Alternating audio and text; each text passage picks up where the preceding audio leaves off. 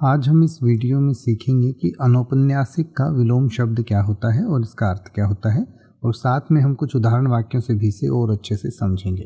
तो सबसे पहले अनौपन्यासिक का अर्थ समझते हैं।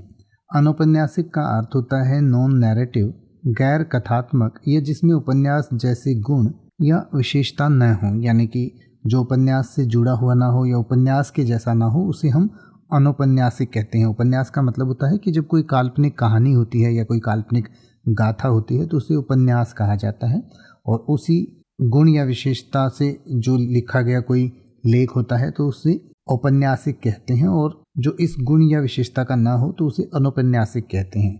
तो औपन्यासिक का विलोम शब्द यानी कि विपरीतार्थक शब्द होगा औपन्यासिक, और औपन्यासिक का अर्थ होता है उपन्यास से संबंधित, औपन्यासिक या उपन्यास के जैसा।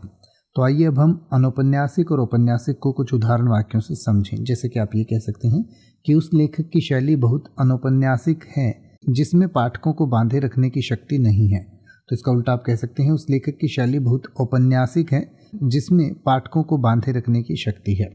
या फिर आप कह सकते हैं उसकी ज़िंदगी की कहानी इतनी अनौपन्यासिक थी कि लोग इसे पढ़कर जल्दी उब जाते हैं। तो इसका उल्टा आप कह सकते हैं कि उसकी ज़िंदगी की कहानी इतनी औपन्यासिक थी कि लोग इसे पढ़कर हैरान रह जाते हैं।